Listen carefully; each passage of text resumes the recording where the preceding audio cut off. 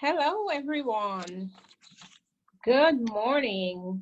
I am so glad to be with you guys again. Happy Sunday. And so here we are again and meeting in our sacred place, celebrating ourselves. We start with our Magic Penny song because we always want to remember that giving love away is the way that we get to receive it. So, and you know, it's really a good thing to keep in mind. Anything that you want in life, you just always give it, and it comes back to you. It's like magic. I don't know how it works, but that's just the way it works. So, it's a God thing. That's what we're gonna say. It's a God thing. We don't have to understand how it works. It's just a God thing. So we're going to focus on giving away love today, and because we know we're going to get it back. So let's go. 1, 2, 3.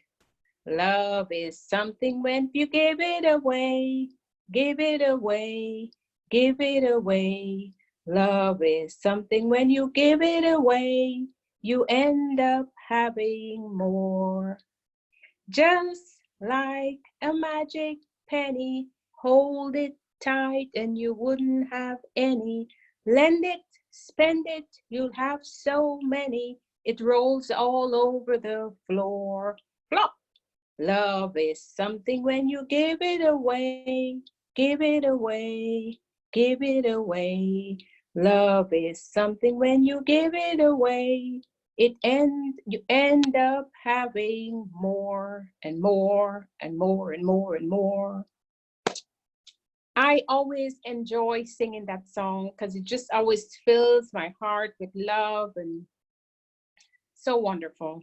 So much love for you and for me and all our loved ones. It's great. So our affirmation today is my heart is connected to spirit through prayer. Our lesson for this week is about prayer. So our affirmation ties in to our lesson. So here's our affirmation. I don't know if you can see it, but you can follow along in your the spark. I'm sure your mom, your parents, or your guardian received the spark, and you can follow along, you know, on your iPad or your mom's phone or what have you. But the affirmation for this week is, my heart is connected to spirit through prayer. So we're going to take a breath in, just kind of center ourselves, and we're going to repeat it 3 times. My heart is connected to spirit through prayer. And if you can just kind of try to feel how that, you know, how it feels in your body when you say that. My heart is connected to spirit through prayer. And then the 3rd time that we're saying it, just focus on your heart. So take a little moment and just listen to your heart. And then one more time. My heart is connected to spirit through prayer. It's such a calming feeling knowing that we are all connected to spirit through prayer. So what is prayer? You know, prayer is just talking to God, you know, talking to spirit. And sometimes we can talk to spirit. We can ask for something that we want for ourselves, or we can ask for something that we want for our loved ones. So we're going to find out a little bit more about asking for and connecting to spirit through prayer in our story for this week. And our story for this week is entitled Monica's Complicated Quilt. And hence, I'm sharing my quilt with you guys so you can see, hopefully, Monica's quilt turned out like mine. Or maybe it might have been prettier. I don't know, but I just thought that I could share the quilt with you just to add a little fun to our story time. Okay. Is it possible to make, well, am I starting the wrong place? Okay. No, I am starting the right place. Okay. Is it possible to make a new friend anywhere? Monica and Gwen became friends during a beginning quilting class on Saturday mornings. Together, they looked at fabric, cut out pieces, and compared designs. They both wanted to make quilts for their mothers. After the class, the girls were chatting with Eileen, their young teacher. Eileen was older than Monica and Gwen. She was out of high school. But Eileen felt like their friend too now, because she had worked with them and she had been a terrific teacher. She knew a lot about sewing, and she was an excellent quilter. The girls thought her designs were really neat and old-fashioned.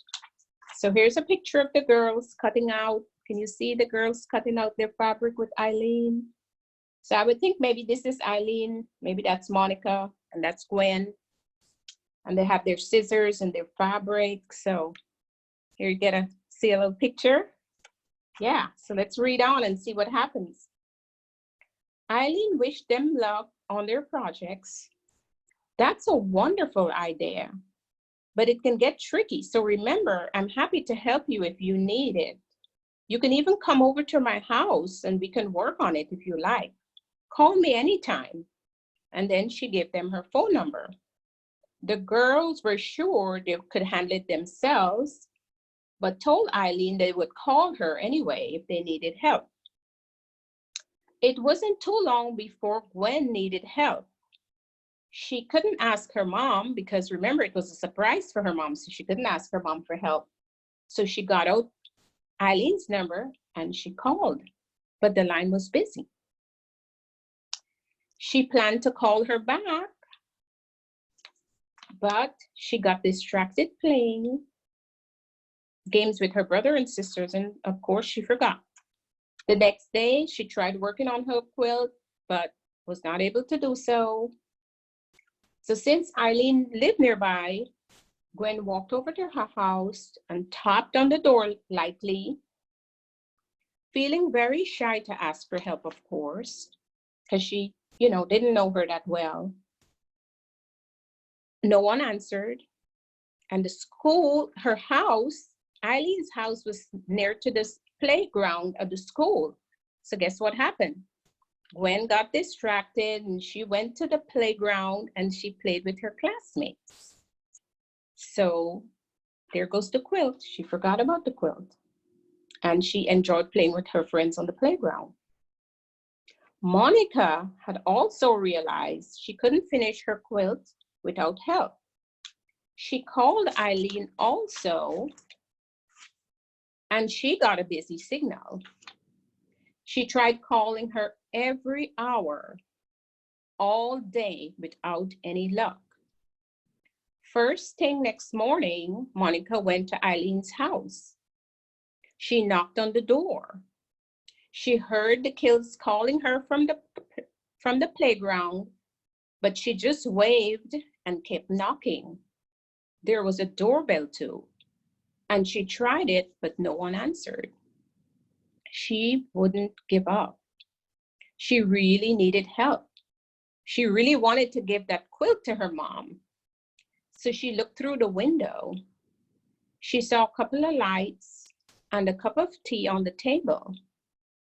And then she thought, well, Eileen must be home. Monica didn't want to cause any trouble, but she went around the house to the back gate. It was locked. But Monica kept walking around the fence until she saw a crack through it.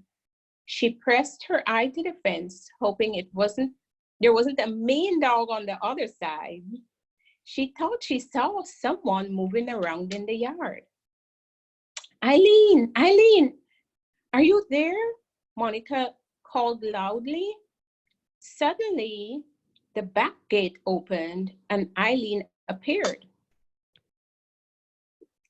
She had her gardening gloves and her sun hat on, and she was smiling. Monica, I knew that I heard your voice. Come on in. Eileen greeted her warmly. When Monica told Eileen about the problem she was having with her quilt, Eileen insisted that they work together and get it done the same day. I'm so glad you kept trying to get in touch with me, Eileen told her. My mom has been very sick and I've been on the phone a lot. So it was great that you came over and didn't give up. When they finished the quilt, it was beautiful and Monica couldn't wait to show it to Gwen. Remember, Gwen was her other friend, right? Gwen was impressed with the quilt and she asked, how did you get Eileen to help you? She never answered me when I tried to reach her. Monica smiled and asked her friend, how hard did you really try? She was so nice and she really wanted to help me. So maybe you should try again. So that's our story. And, you know, as I read the story, I think about, you know, when we're praying, you know, how persistent are we with prayer? How quickly do we give up? You know, you may be praying for something, you may be praying for a loved one, and sometimes we just give up. But if we could be like Monica and just keep at it, in the end, we have a beautiful quilt. We'll get the answer that we're looking for. It's not always the answer that we want though. So that can be tricky sometimes, but we'll surely get an answer. So there's some questions at the back, you know, there are always some questions for discussion. So I'm gonna, you know, sing We're Not Together. I'm gonna have you go through it with your parents or your grandparents or older brothers and sisters. And, you know, just discuss it as you may. Now, in closing, I would like to go over a little differently this week. Usually we close with the prayer for protection, but today I would like us to close with our daily prayer, or the Our Father, because that's, you know, just a really old-timey prayer where we ask for the, you know, it's a prayer that has been around for a very, very long time. And so actually, I think I did not say the correct name. It's the Lord's Prayer is what it's the correct name that it goes by. So we can center ourselves again, just take a breath, and we can close our eyes for this, or we can open our hearts and our eyes, and we can use our hand actions if we like.